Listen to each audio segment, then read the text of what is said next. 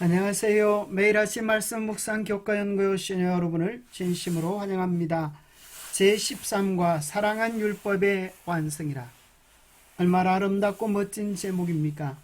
우리가 참으로 사랑을 경험할 때 우리는 율법을 완성할 수 있습니다. 이를 소지 사랑의 법.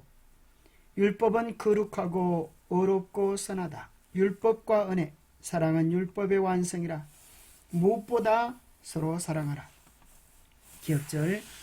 피차 사랑의 빛 외에는 아무에게든지 아무 빛도 지지 말라. 남을 사랑하는 자는 율법을 다 이루었느니라. 로마서 13장 8절. 우리가 참으로 사랑하면 율법을 다 이루는 경험을 하게 될 것입니다. 토의할 질문. 사랑만 하면 십계명을 지킬 필요가 없는가? 율법과 사랑은 어떤 관계가 있는가? 어떻게 사랑을 우리의 삶에서 실천할 수 있을까? 이를 소지 사랑의 법. 출애굽기 20장에 보면 하나님께서 우리에게 주신 십계명이 나옵니다. 때로 많은 사람들은 십계명은 무겁고 지키기 힘든 어려운 것이라고 생각하지만 그 본래의 뜻을 알면 참으로 우리 모두가 다 감사하게 됩니다. 그것은 사랑의 법이기 때문입니다. 하나님을 사랑하고 내 이웃을 내 몸과 같이 사랑하라고 하는 것이 십계명의 본질입니다. 어떤 사람은 이렇게 생각합니다. 그러면 사랑만 하면 십계명을 지킬 필요도 없겠네? 그렇게 생각하지만 그 말을 뒤집어 생각해 볼 필요가 있습니다. 참으로 사랑하면 우리는 십계명을 존중하게 되고 십계명을 잘 지킬 수밖에 없습니다. 왜냐하면 어떻게 구체적으로 사랑하는지에 대한 방법이 십계명에 나열되어 있기 때문입니다. 사랑은 코드가 맞아야 합니다. 내 방식 내 좋을 대로만 하는 것은 사랑이 아닙니다. 그것은 때로 폭력일 수 있습니다.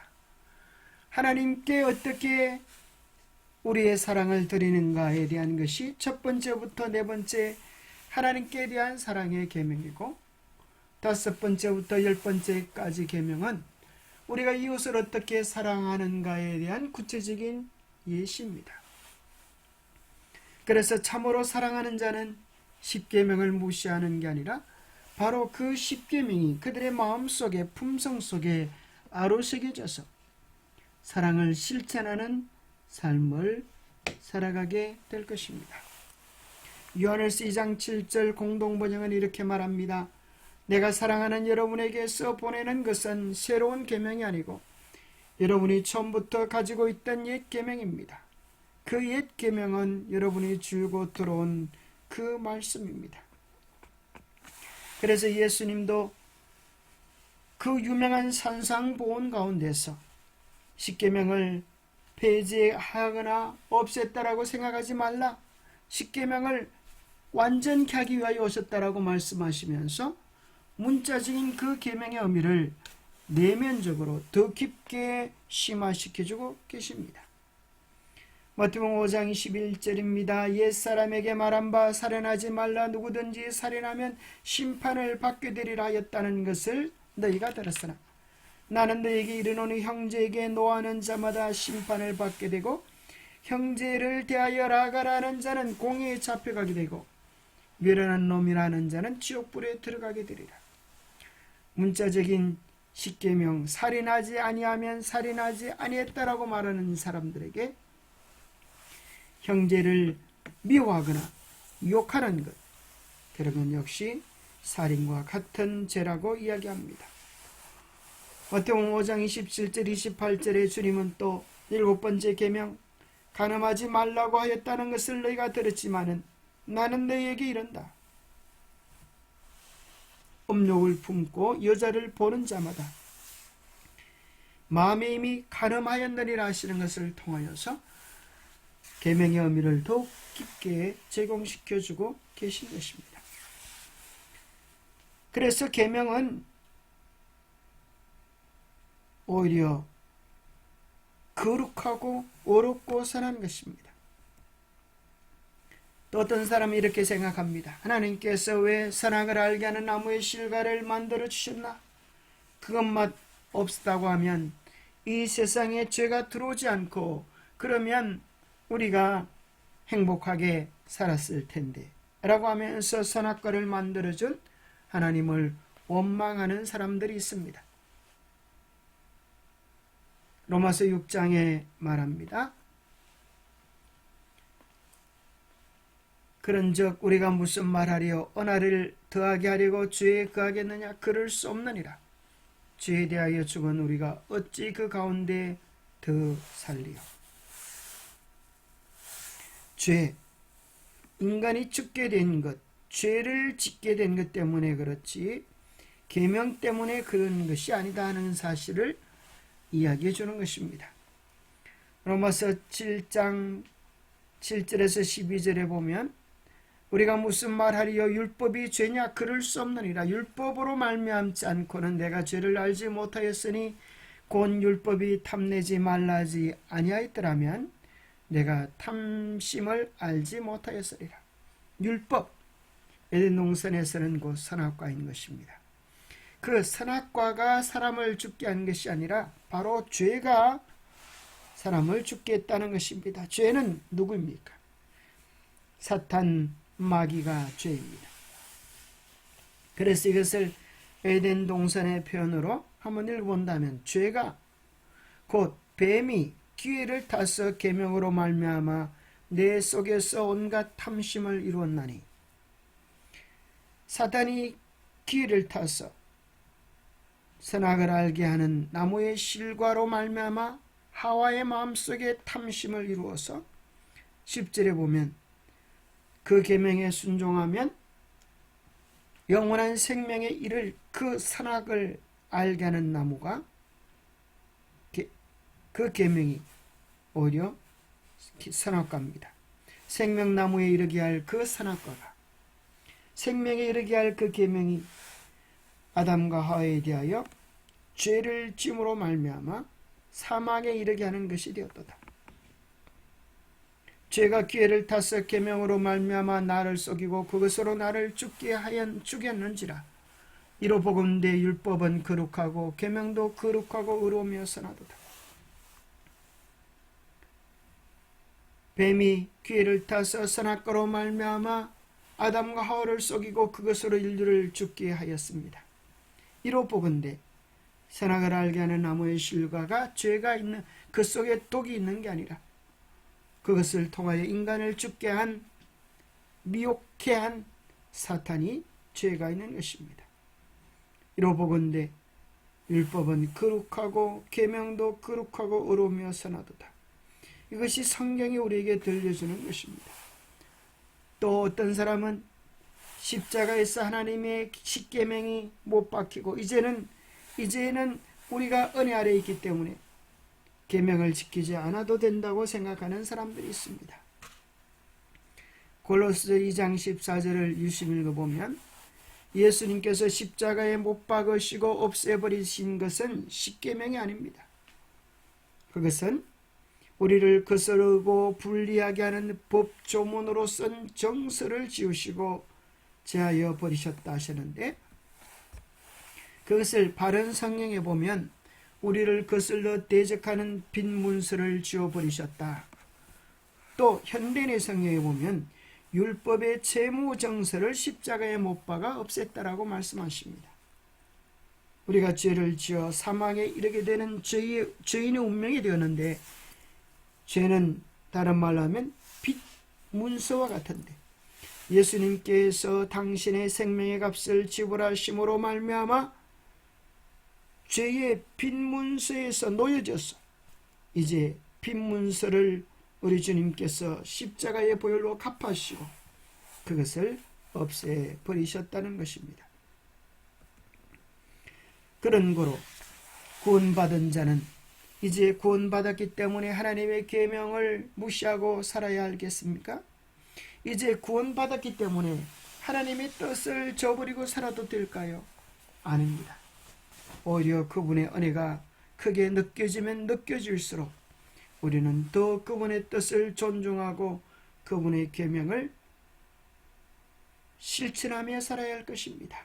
그런즉 우리가 믿음으로 말미암아 율법을 파기하느냐? 그럴 수 없느니라. 도리어 율법을 굳게 세우느니라. 너희가 나를 사랑하면 나의 계명을 지키리라. 나의 계명을 지키는 자라야 나를 사랑하는 자니 나를 사랑하는 자는 내 아버지께 사랑을 받을 것이요 나도 그를 사랑하여 그에게 나를 나타내리라 하십니다. 화요일소지 율법과 은혜.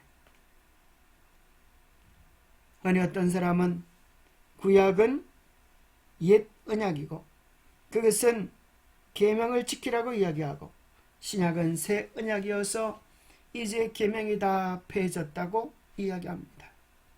그러나 그 새 언약의 뿌리를 우리는 예레미야 31장에서 만나게 되는데 새 언약의 원조는 새 언약에 대하여 뭐라고 이야기할까요?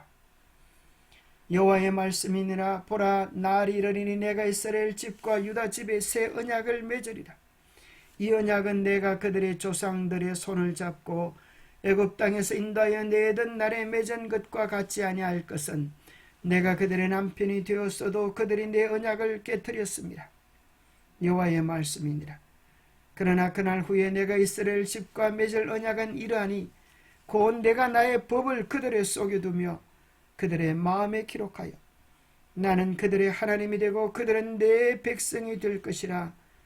여호와의 말씀이니라. 새 언약은 이제 돌비에 기록하는 것이 아니라 하나님의 사랑을 경험하면서 그 은혜에 대하여 감사하는 마음에 하나님께서 그 마음에 하나님의 계명을 기록하시겠다고 하는 것이 새 언약인 것입니다. 계명을 깨뜨리고 없애는 것이 아닙니다. 그것을 히브리서 8장 10절에는 다시 한번 이야기합니다. 주께서 가라사대 그날 후에 내가 이스라엘 집으로 세울 언약이 이것이니 내 법을 저희 생각에 두고 저희 마음에 이것을 기록하리라. 나는 저에게 하나님이 되고 저희는 내게 백성이 되리라. 율법은 마치 거울과 같아서 우리의 영적 형편을 보여줍니다. 우리가 죄로 말미암아 죽을 수밖에 없는 사실을 알려주면 우리는 거울을 보고 얼굴에 있는 더러운 것을 씻으러 달려가듯이 죄로 말미암아 죽을 수밖에 없는 우리의 운명을 깨닫고 그리스도께 나아가게 하는 가정 교사의 역할을 하는 것이 율법의 역할입니다. 주의 삭선 사망이요 하나님의 은사는 그리스도 예수 우리 주 안에 있는 영생이니라. 율법은 죄의 삭시 사망이라고 하는 것을 우리에게 알려주고 우리로 하여금 구원을 얻기 위하여 영생을 얻기 위하여 그리스도께 달려가게 만드는 것입니다. 은혜로 사랑으로 구원받고 용서받은 자는 이제 어떻게 살아야 할까요? 그런즉 어찌하리요? 우리가 법 아래 있지 아니하고 은혜 아래 있으니 죄를 지으리요 그럴 수 없느니라. 네 자신을 종으로 내주어 누구에게 순종하든지 그 순종함을 받는 자의 종이 되는 줄을 너희가 알지 못하느냐? 혹은 죄의 종으로 사망에 이르고 혹은 순종의 종으로 의에 이르느니라. 우리가 은혜 아래 있다고 하는 것은 하나님의 계명을 어기도 좋은 그런 운명에 빠지는 것이 아니고 은혜는 우리로 하여금 죄의 종으로 사망에 이르게 하는 것이 아니고 은혜는 우리로 하여금 그 은혜에 대하여 보답할 마음을 가지게 하여서 순종의 종으로 의에 이르게 해주는 것입니다. 율법은 어떤 역할을 합니까? 율법은 우리의 죄가 무엇인지를 알려주고 구속자가 필요한지를 보여주고 율법은 우리를 가장 좋은 생명의 길로 인도하며 하나님의 성품을 우리에게 보여줍니다. 하나님은 사랑이시고 율법의 본질도 사랑입니다. 고로 수요일소지 사랑한 율법의 완성이라. 예수님을 우리의 마음의 구주로 모신다고 하는 것은 우리의 마음속에 그 영원한 사랑을 우리의 삶의 중심에 모시는 것입니다. 그 사랑은 우리로 하여금 이웃을 사랑할 만한 힘을 주는 것입니다.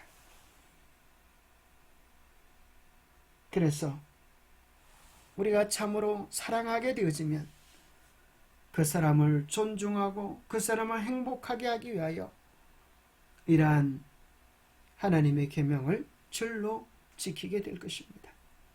로마서 13장 8절 10절을 공동번역은 이렇게 번역합니다. 남에게 해야 할 의무를 다하십시오. 그러나 아무리 해도 다할 수 없는 의무가 한 가지 있습니다. 그것은 사랑의 의무입니다. 남을 사랑하는 사람은 이미 율법을 완성했습니다. 간음하지 말라, 살인하지 말라, 도둑질하지 말라, 탐내지 말라 한 계명이 있고 또 그 밖에도 다른 계명이 많이 있지만 그 모든 계명은 네 이웃을 내 몸같이 사랑하여라 한 이 한마디로 요약될 수 있습니다. 이웃을 사랑하는 사람은 이웃에게 해로운 일을 하지 않습니다. 그러므로 사랑하는 것은 율법을 완성하는 것입니다. 우리가 참으로 사랑하면 하나님의 계명이 우리의 삶에서 절로 지켜지게 될 것입니다. 안식일 계명 속에도 이웃을 향한 하나님의 계명의 본질, 정의와 긍휼과 믿음이 들어있는 것입니다. 하나님은 제7일 안식일을 통하여 우리 모두가 한 하나님의 형상으로 창조되어진 가치 있는 존재임을 말해줍니다. 안식일은 하나님이 우리 아버지시고 우리 모두가 한 가족이라고 하는 사실을 말해줍니다. 안식일은 우리가 다 주님의 십자가의 은혜로 구원받은 자녀이기 때문에 주님 안에서 안식하라고, 주님 안에서 쉼을 누리라고 우리를 초청하는 것입니다. 안식일은 우리의 삶이 주님처럼 사랑하고 봉사하고 섬기는 것에서 삶의 의미를 찾을 수 있다고 알려주는 것입니다.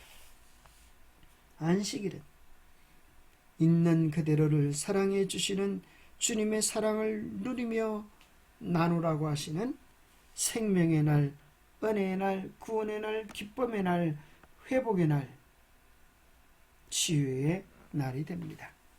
목요일 소지 무엇보다 서로 사랑하라. 계명의 최종적인 열매는 사랑의 실천입니다. 왜 하나님께서 우리에게 사랑의 정신을 주시고 사랑에 대해 가르쳐 주시는가? 궁극적으로는 사랑을 우리의 삶에서 실천하라고 하는 것입니다. 야고보서 2장에 보면 믿음의 실천, 그것은 곧 사랑의 실천이라고 이야기합니다. 야고보, 사도 야고보는 우리에게 이렇게 말합니다. 만일 너희 회당에 금가락지를 끼고 아름다운 옷을 입은 사람이 들어오고 또 남루한 옷을 입은 가난한 사람이 들어올 때에 너희가 아름다운 옷을 입은 자를 눈여겨보고 말하되 여기 좋은 자리에 앉으소서 하고 또 가난한 자에게 말하되 너는 거기 서 있든지 내 발등상 아래 앉으라 하면 너희끼리 서로 차별하며 악한 생각으로 판단하는 자가 되는 것이 아니냐. 외모로 판단하는 것이, 외모로 사람을 차별하는 것이 죄를 짓는 것이라고 이야기합니다. 참된 신앙은 높은 하늘에 있는 것이 아니고 가장 가까이 우리의 마음속에 그 사랑의 마음으로 이웃을 예수님처럼 사랑하고 존경하는 것입니다. 예수님께서 제 아들에게 말씀하셨습니다. 내가 너희를 사랑한 것 같이 너희도 서로 사랑하라. 내가 서로 사랑하면 이로써 모든 사람이 너희가 내 제자인 줄 알리라. 하나님은 사랑이십니다. 그렇기 때문에 사랑은 기독교 신앙의 핵심이고 하나님을 사랑한다고 주장하는 사람들은 서로 사랑해야 합니다. 베드로는 마지막 시대에 살아갈 주의 백성들에게 이렇게 권면합니다. 무엇보다도 뜨겁게 서로 사랑할지니 사랑은 허다한 죄를 덮느니라. 우리의 삶에서 어떻게 사랑을 실천할 수 있을까요? 조용히 주님께서 어떻게 사랑하셨는지를 여쭤보는 것입니다. 오늘 우리 형편에서, 우리 입장에서 예수님이 우리 입장에 계셨더라면 어떻게 사랑하셨을까? 생각해 보면 하나님은 우리의 마음속에 그 답을 들려주십니다. 미국 미주리주 어느 시골 마을에 작은 미용실이 있었습니다. 그런데 그날따라 많은 손님들이 미용실로 몰려들었는데 이상하게도 그들은 하나같이 삭발을 요구했습니다. 게다가 그 손님들은 대부분 그 마을에 있는 작은 교회에 출석하는 성도들이었습니다. 미용사는 참 이상한 일도 다 있다라고 생각하며 사연을 물었습니다. 사연인즉슨 이러했습니다. 그 교회에 나오는 성도 중에 많은 성도로부터 사랑을 받던 한 소녀가 있었습니다. 그런데 그 소녀가 암으로 투병 중이었습니다. 암 수술을 받고 항암 치료까지 마친 소녀가 교회에 나오지 않자 목사님과 몇몇 교인들이 병문안을 갔습니다. 그 소녀를 만나보니 소녀는 항암 치료의 결과로 머리카락이 모두 빠져서 창피해서 교회를 못 나온다는 얘기였습니다. 교회로 돌아온 목사와 교인들은 어떻게 이 소녀에게 용기를 줄까 생각하다가 모두 머리를 깎기로 했습니다. 이 사연을 듣고 감동한 미용사는 방송국에 연락을 했습니다.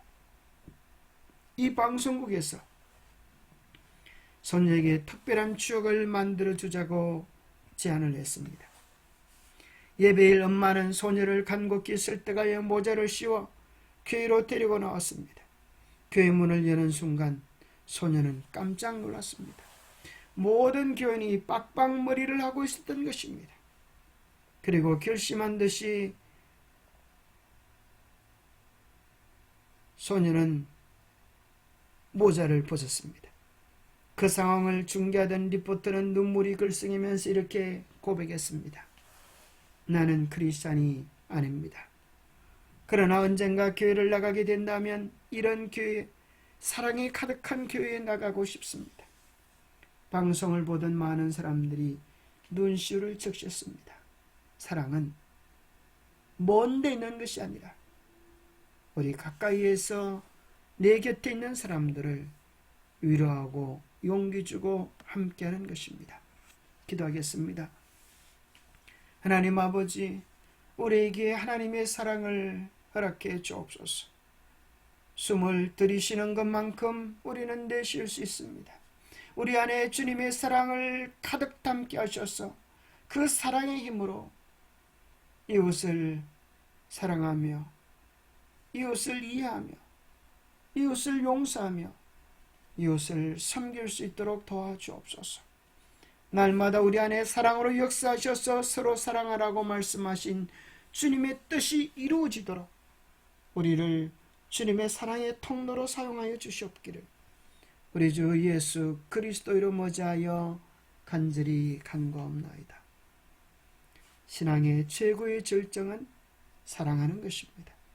하나님을 사랑하는 사람은 행복하게 신앙할 수 있고 그 사랑을 이웃에 나누는 사람은 그 행복을 전달하는 행복의 전달자가 됩니다. 그 사랑을 누리며 나누는 하늘 행복의 전달자들이 되시기를 축복합니다. 감사합니다.